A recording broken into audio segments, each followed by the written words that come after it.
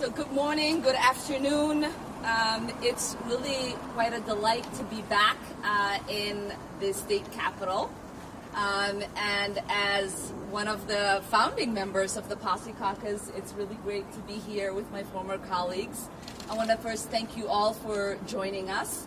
I especially want to thank Senator Jeff Hayden and Representative Rina Moran and Mary Cordish-Bodine, Mohammed Noor, who's also with us, and everyone who has been doing everything that they can to make sure that the George Floyd's death does not go in vain. Right now in Congress, the Senate is sitting on a comprehensive bill to transform criminal justice and the policing system. All along with the Congressional Black Caucus, I helped lead the George Floyd Justice in Policing Act. And because of Mitch McConnell and Donald Trump, it's being ignored. I guess the president would rather attack the people who are protesting than actually address the issues people are out here protesting for. And as my colleagues here will tell you, we are seeing the same here in Minnesota. Democrats in the State House have passed a bold package that meaningfully addresses police violence in our state, not only to be stonewalled by Republicans who would rather skip town than protect Black lives. But we can't stop at criminal justice reform, or policing reform for that matter. We are not merely fighting to tear down the systems of oppression in the criminal justice system. We are fighting to tear down systems of oppression that exist in housing, in education, in healthcare, in employment, in the air we breathe. In America today, white families have 42% times more wealth than Black families. When we say housing is a human right, we need to guarantee homes for all. When we are speaking to the fact that home ownership rates are nearly twice as high for white families as they are for Black families. Here in Minnesota, it's triple, and people of color are more likely to face eviction and homelessness. When we introduce the Zero Waste Act or a Green New Deal, it is because we know that environmental racism is real. Whether it's living near incinerators in North Minneapolis, proximity to power plants and factories, higher exposure to emission from polluting, the disproportionate harm that disasters like Hurricane Katrina caused to Black communities, even access to basics like clean water, we are bearing the brunt of that environmental catastrophe. When we say healthcare is a human right and that every American deserves free healthcare, we are speaking to the fact that Black Minnesotans are more than 50% more likely to be uninsured than white Minnesotans. When America gets a cold, Black Americans get pneumonia. Our communities are the ones that are bearing the burden of the coronavirus more than any other. People of color make up this disproportionate share of low-wage essential workers who have had to keep working in food production plants, grocery stores, and other workplaces despite the risk to their lives. We've also faced higher rates of joblessness to the coronavirus crisis, while also suffering racialized police brutality and militarization. The mortality rate for Black Minnesotans to COVID is twice as high as it is with other races. And for me, this is very personal because I lost my own father to the coronavirus. I see the pain and the havoc it's wreaking on Black communities in Minneapolis. We must recognize that these systems of oppression are linked. As long as our economy and political systems prioritize profit without considering who is profiting, who is being shut out, we will perpetuate this inequality. So we cannot stop at criminal justice system. We must begin the work of dismantling the whole system of oppression wherever we find it. And so with that, I will have Senator Jeff Hayden say a few words. Well, thank you, Congresswoman, and once again, my sincere condolences to the family and your father. It brings it completely home. Really hear you, sir. Can't hear you. Oh, okay. Well, I was just saying. So today it's been 43 days. Senator Hayden, I think you're up against some of the mic. Yeah. Thank you. Is that better? Yes. Yes, thank you. Thank you, sir. Oh, sorry. No problem. Today's been 43 days since George Floyd was murdered at the hands of police. We must remember the murder of George Floyd at the hands of police officers because it wasn't an isolated incident, but instead a reflection of the inherent structural issues in our criminal justice system. It's past time to build trust between the Black community and law enforcement. And we must at the same time work to rebuild businesses and buildings impacted by the unrest following the death of George Floyd. I'm disappointed, frustrated, and troubled that instead of talking to us, the Republicans have decided to hold single informational hearings on criminal justice. Today I'm proud to stand with my colleagues, Representative Omar, and say we will not forget, we will not relent for the fight for justice. While some of us try to divide and hide and ignore the movement that has sparked outrage worldwide, we know how strong the movement is. We will stand with you. We're here for partners in the fight for justice. As elected officials, I'm just not here talking about the folks here today, but I'm talking all elected officials. It's our responsibility to pass legislation that holds institutions accountable when they legally murder Black folks. George Floyd was murdered 8 blocks from where I live, and that could have easily been me. This has been a reality for too many Black people for too long. Black people are sick and tired from suffering from people telling them to wait for change. What we're seeing now is a movement that is building and not slowing down. Part of the reason that we're here is because of inaction. The time for meaningful change is now. No more waiting, no more stalling, no more window dressing. Senator Gazelka, the majority leader in the Minnesota State Senate, keeps saying he wants to listen to people of color for solutions. Well, I'll tell you one thing, he's failed to listen to the national, loud-ranging echo that our criminal justice needs systems. Our criminal justice system needs transformational change to the change of systemic racism that has contributed to the deaths of Black men and women.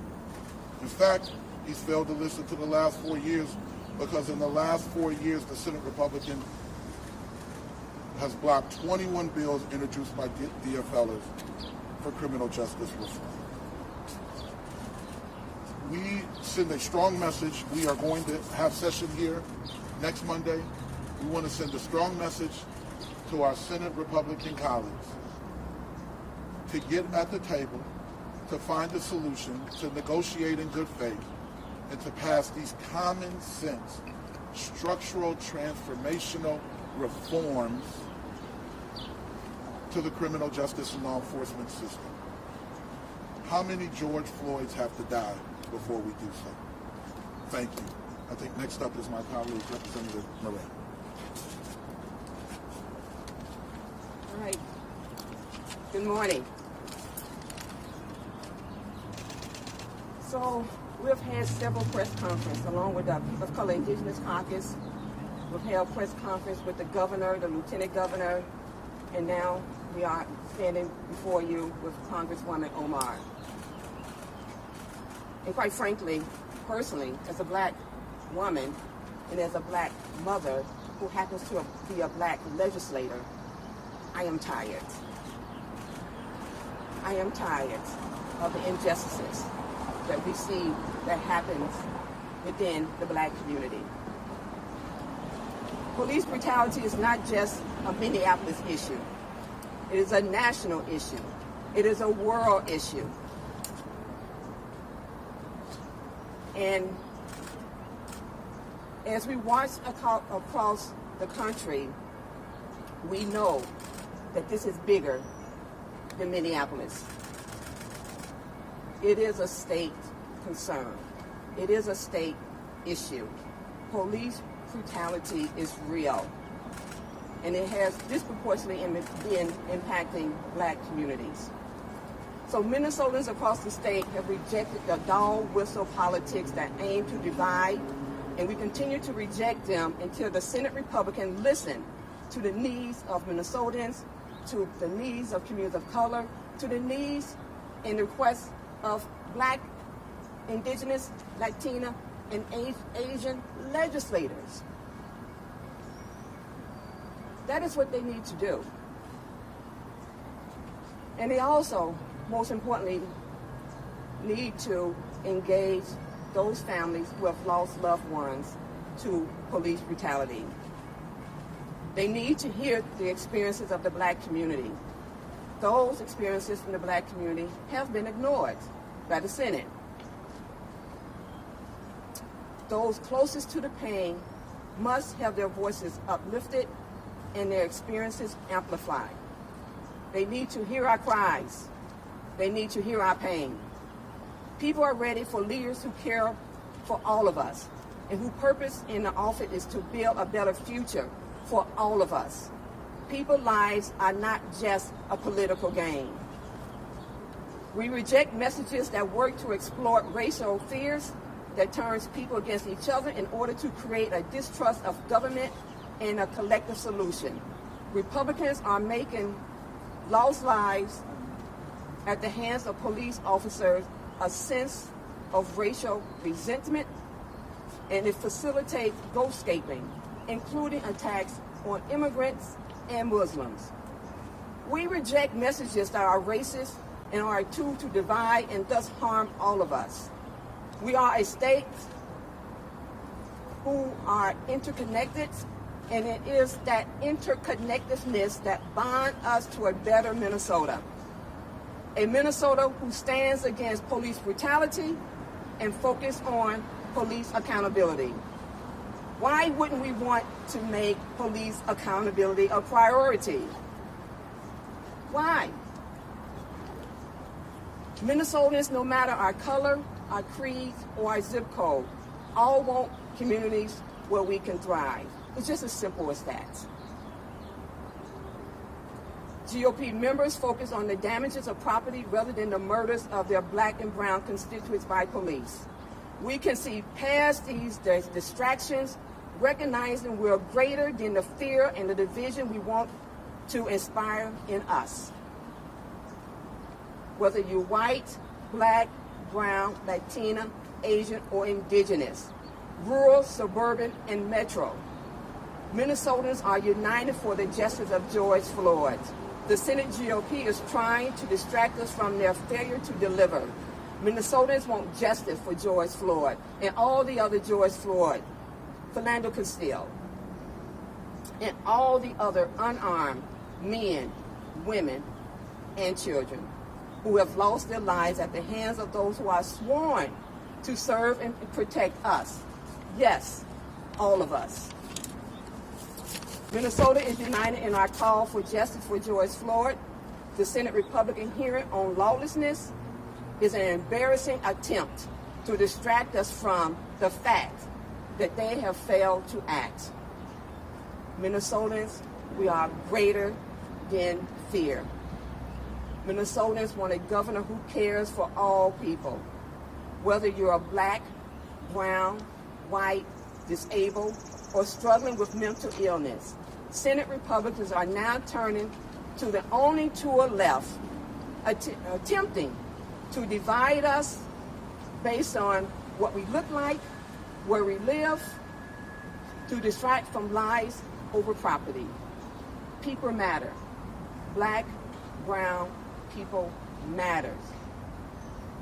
So I'm asking the Senate to stop taking our lives for granted. Stop trying to make us invisible. Lives are more important than property. The Senate GOP needs to show Minnesotans that we all need to be accountable for bad behavior. And that includes police officers who are sworn to serve and protect. And let me just be clear. We do know that not all police officers are bad officers. We also know that not all officers are good officers. And when the bad officers show up and do bad things, they make the good police officer look bad. When bad police officers show up with bad behavior, they make the institution of policing bad and distrusted. So the Senate GOP, I want to remind you that you are not just district legislators. You are state legislators.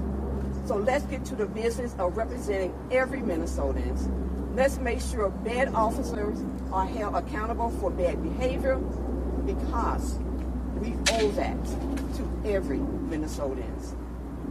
I know, and I do believe that together we can pass reasonable police accountability. You saw our legislation. We have a plan. They're all reasonable legislation, because we have to stop. We have to stop police brutality. We have to make police officers accountable, and now is the time. Thank you.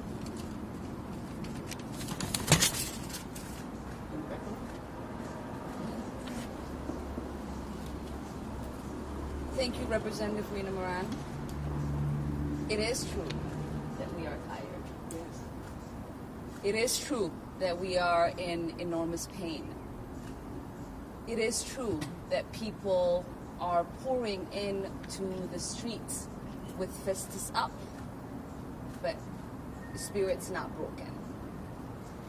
And I witnessed that last night as I attended the 4th year anniversary of the death of Philandro Castillo.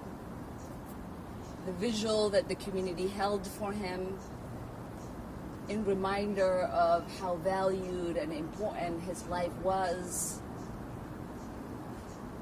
to the enormity of the example it shows that no matter how perfect you are, how much you follow your training and your instructions from your parents in interacting with the police, that you will still have bullets shot into you and your life taken. And so I just wanted to quickly recognize a voice that has been fighting to keep the memory of Philandro Castillo alive, and the call to justice, and one that truly assures that we recognize, as he said last night, that our intelligence, our voice, and our votes combined together can create transformative change for Black people in this country. And that's John Thompson. And so with that, we will take a few questions if you all have, or if my other colleagues want to add anything. Senator, could you talk about progress being made toward a law enforcement reform bill, and what's going on with the special sessions approaching? It seems like you're putting a lot of pressure on your Republican colleagues. What's happening? So I will let Jeff and Rena answer this question, but I think that is precisely why we are here today. It is to be part of that increased pressure. We represent the voices of those who feel marginalized in this lawmaking process. And so we want to make sure that we are translating everything that is happening to the streets to meaningful legislation. And as our colleagues on the other side of the aisle continue to fight us, we are going to continue to mount pressure because time is up on having that transformative change. Jeff? Well, I couldn't have said it much better than Congresswoman. I think Representative Moran could give you kind of the update from across the aisle. Personally, we haven't heard from the GOP in any significant way about this issue. The Pocky Caucus hasn't heard. There's rumors that there's some things that they may like or don't like. But once again, I think you'll remember when we had our time on the floor about this issue. The underlying issue was they never talked to us, that they know better. Senator Gazelka said, I went to your district to talk to some people. Senator Limmer said, I know some people in Bobby Joe's district. But they didn't talk to us, the actual people who represent folks. So until we can get that meaningful dialogue, I'm not sure how we can get things done. I'm not sure how we can get a bonding bill passed. I'm not sure how we can get all the things that we have left to do until we get meaningful reform. That's what we hear Minnesota saying. That's what we hear Black and Brown and Indigenous and Latino people saying. So that's something that they need to work on. And until they do that, I'm not sure how they get done. This idea that Paul Gazelka knows best, that Bill Engelbrecht knows best, that Senator Newman knows best, that's, I'm gonna date myself, that's that fathers knows best mentality. Well, none of them are my fathers, and I think they need to talk to us to be able to find it. And we have put together common sense legislation in the Senate minority, and there has been extensive work in the House. I'll let Representative Moran and Representative Nora tell you about that there's a plethora of things that we could choose from, but there's been no meaningful conversation and no meaningful negotiation to my knowledge. Senator, can I quickly follow up just between the Senate and the House? Senator Gazelka thought maybe time would help. Talk to me about the time from the last federal session, and that time help or hurt? Did it slow momentum or did it bring time? Well, it's funny, we have Mr. Thompson, he was running for office over here, and his best friend Philando was killed 4 years ago, right? 43 days ago, George Floyd was killed. I don't know what time. Time just seems a slowdown tactic. Once again, how many people have to get hurt or killed before we have meaningful conversation? So no, time hasn't helped. Time would help Mary if they would have a conversation. But if they lack the communication skills, which doesn't make any sense because he sits in front of you every week and has a conversation with you. So clearly, Senator Gazelka and others that are here at this Capitol have great communication skills. They just choose not to talk to us. Senator, I follow up on that too, because someone here said lives are more important than property. I suspect that Senate Republicans will agree with that, but they will say that the lawlessness that occurred threatens lives as well as it damaged property, and that needs to be addressed. How do you respond to that? You say that they're misdirected, but isn't that an important part of the conversation? Well, let's get at the reason why we had the problem. It's because Derek Chauvin put his knee on George Floyd's neck. That's where this started. So if we want to start with an anti-violence and lawlessness, let's start with the Minneapolis Police Department and the work and the unfortunate way that they've been treating Black and brown people. So if we want to get to the root of it, let's start there, right? And then we can start to figure out what we need to do to rebuild our communities. But if we don't start with meaningful law enforcement transformation and structural change, then how can we get to the other things? And how do you unlock the politics of this? Because you know that the Senate Republicans are looking to talk to their constituents. I assume they've evaluated that their constituents are more concerned about the law and order aspect of it than the police brutality aspect. So they're looking to the fall elections just as you folks are.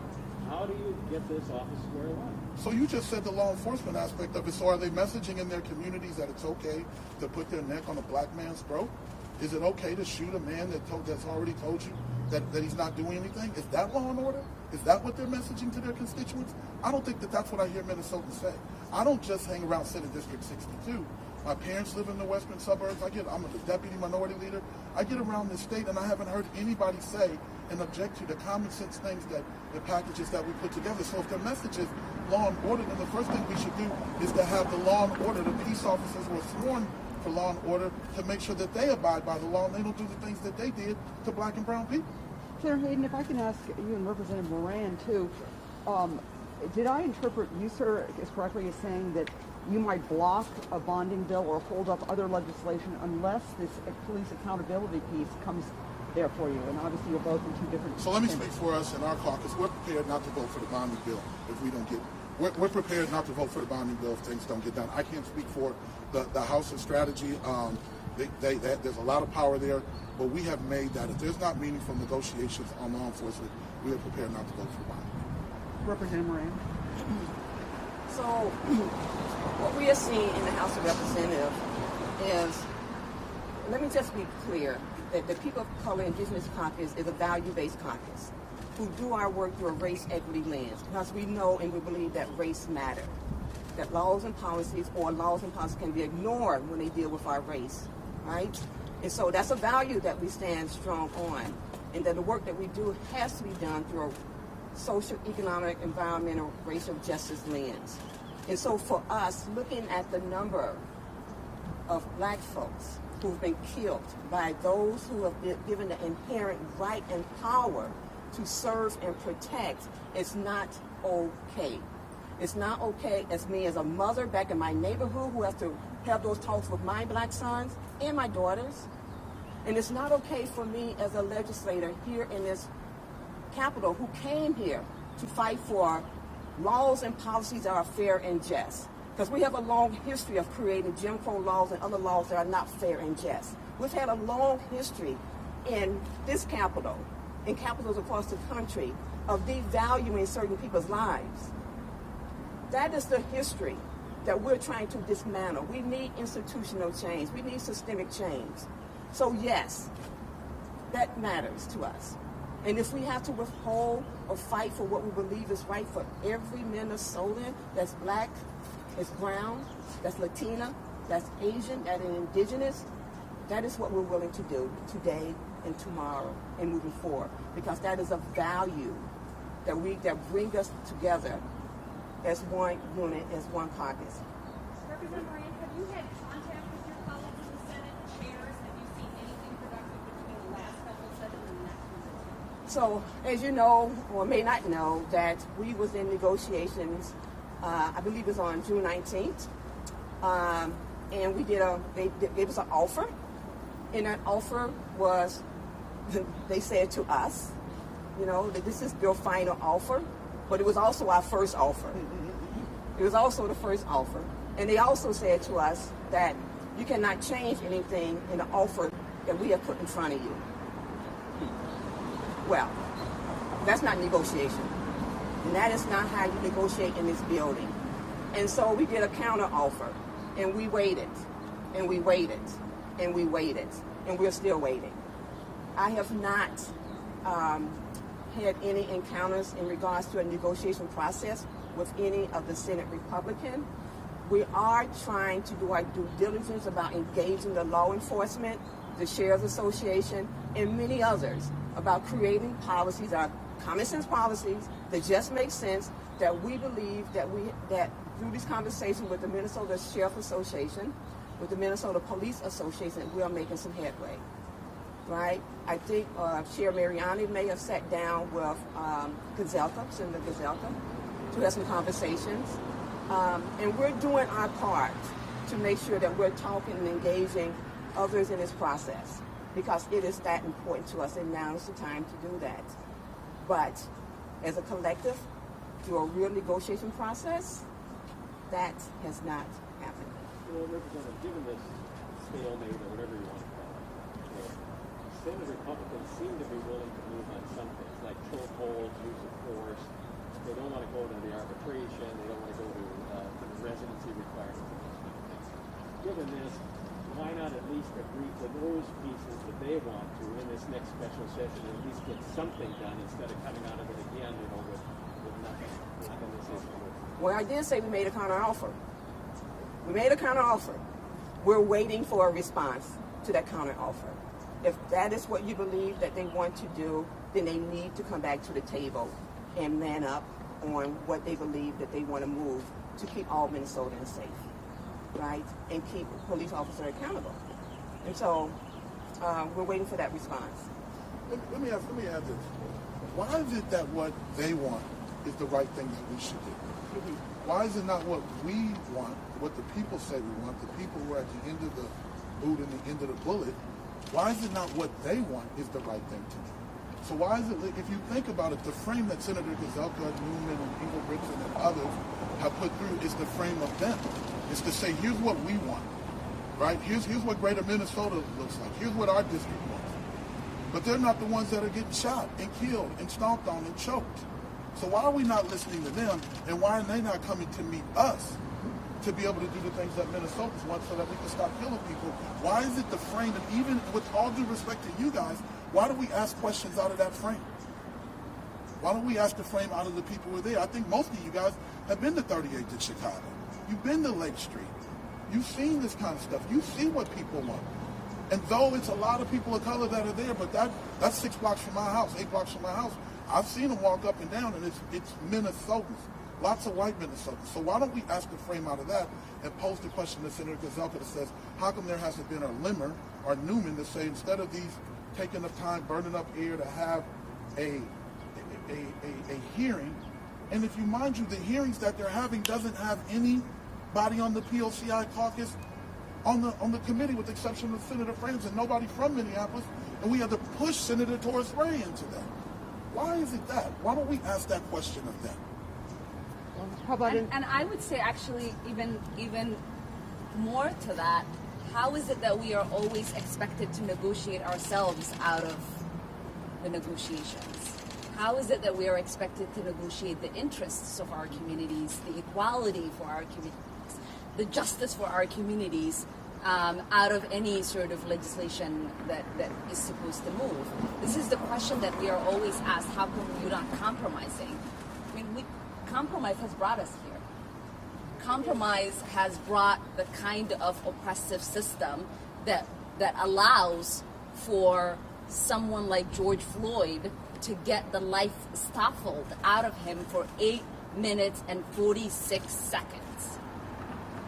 So what the question should be that you should ask the Senate Republicans and even our Senate counterpart in Congress is to say, how come you are not negotiating with them?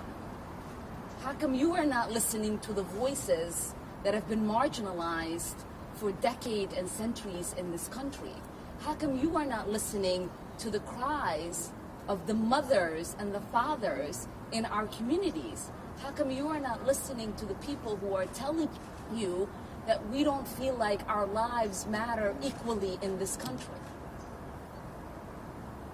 Because when you have legislators who are living every single day in the midst of communities that are constantly feeling pain, being told by legislators who have no idea, not a single idea, not because they've lived through it or because they represent people living through it, constantly telling them what should be and what can be acceptable treatment for themselves and for the communities that they represent. And I just think that is really the most emblematic part of this conversation. And it's truly why we continue to have a system that isn't equal for us. When we saw the statue of Columbus come down, there was conversations happening about how other people felt, and nothing was being amplified by the people who took it down, who saw it as a symbol of oppression for themselves. And so when do we as a society uplift and uphold the pain and the struggles of the people who are actually living through a system that doesn't recognize them as equal, a system that doesn't recognize the systematic trauma that they have been through, a system that doesn't recognize the continued pain and invisibility and lack of care that they feel every single day. Any more questions, or should we close? Is the House leadership on board, Representative Moran? Yes, we have had and continue to have absolutely support by Speaker Portman. Our leadership is there 100% on moving police accountability, and our DFL. You know, you saw the bill pass off the House floor with great support. So we are there, and we know the meaning and the value of justice and justice for all, right? They get it, they're leading it, and they are also in conversation. So, yes. To clarify, are you talking about proposing a bonding bill if we don't get a police reform bill? Or not? Yeah. You were asked that before, it was a little unclear. Yes. And the speaker's on board with you on with that too. What I'm speaking to as far as the people of color Indigenous caucus, right? That is our stance. Is there any way we can get a bonding bill because Representative Dow has said, maybe a few weeks ago, he said, unless the governor relinquishes his COVID authority, give us some indication that he's going to do it, bonding bill isn't going to happen. So, how can anything happen if he doesn't? Well, you know, I mean, and I think Congressman Omar just said it, like, look where Representative Doubt, Minority Leader Doubt, wants to negotiate the people's health, the health of Minnesotans for a bonding bill. We just saw. But not to save lives. Yeah, not to save the lives, to harm them more. We just saw Texas, Florida, Arizona, South Carolina went through the roof. The COVID numbers went through the absolute roof. I watch it pretty closely. I serve on all the healthcare committees. So Dow is willing to negotiate a way to help the Minnesotans in order to get a bonding bill. And Gazelka is willing not to do law enforcement reform in order to say, well, I guess then we won't get a bill. I just think that the GOP's ideas of what they should do is so incredibly misplaced with what Minnesotans are telling us throughout the state, that I would hope that they could understand that it is really important that the governor continues to have his peacetime authority for a whole myriad of reasons, to make sure that we're healthy and safe and that people get their unemployment benefits, etc. And at the same time, Senator Gazelka stops race baiting, stops playing into what he considers to be the hands of his base, recognizing that people want law enforcement reform, and then we can continue to make Minnesotans healthy, we can continue to get law enforcement reform, and we can get an infrastructure bill. It's pretty simple to me. So it's the complication of the GOP doubling, tripling, quadrupling down on this issue that they're going to make Minnesotans worse in order to do this. Okay. We have time for One more. Senator or Representative Moran touched on this, but when you have these conversations with your colleagues, are those instances in greater Minnesota where there's also a police death and force being used, are those coming up at all? Are you having conversations about any of that action outside the Twin Cities? So what we know and what we've learned from Commissioner Harrington is that 60% of the use of force has happened out in the rural community. So for them to even start from a place that this is a Minneapolis problem is incorrect. Over 60% of use of force has happened in the rural community. And I just want to dovetail back on, Representative Doubt. And I don't know if you know, but I know as one who has sat in this Capitol, and as we wear masks, we have not seen one Republican put a mask on, who have not social disciplined. All the health professionals, the CDC has said, we need to do this. If the governor was to lose and relinquish any of his executive power, we would not be able to move anything through this body. Nothing would happen through this body. I am glad that the governor has the executive power that has kept us safe. Safer than we would have been if he had not put many of all the orders in place. So they are they live in a different world often, a world that they believe is all about them. They are only feeding themselves to a small base of people. But the majority of our Minnesotans are saying to us, wear your mask, social distance, be safe, because this is not just about me. This is about all the people that I will come encounter. That's a whole nother subject. And so, for the Kurt Doubts of the world who believe that this is not real, it's just a fluke, I don't know what data they're looking at. but it's incorrect, and we would never get anything moved in the House of Representatives or the Senate if the governor was to even think about relinquishing any of that executive power. So I stand with the governor. Why is that, Representative Miranda, never been moved with the governor from executive power? I just want to share an understanding. I think I know what you mean. We have two different ideologies, right? We have Republicans who believe that, you know, this is just a little cold war flu or something, right? With all the experts have told us different, who said, you know, this virus, just so I can share with you guys, you know, I've also had COVID-19 the first week in April, right? COVID-19 just did not impact me, impact my whole family, everyone in my household. That is the power of this coronavirus. And so the ideology about, you know, let civil liberty play its way out. It's not just a good way to deal with coronavirus, but we can easily be a Florida. We can easily be a New York or California. We could have easily been there. And we could have easily had so many more deaths. And so if we want to ever be where other countries are right now, where we have seen the coronavirus, you know, the spike go down, we have to listen to the health professionals. We have to, and we'll get there. But we won't get there if we open up too soon, too fast, and too quickly. All right, thank you. I think that's all we have time for today.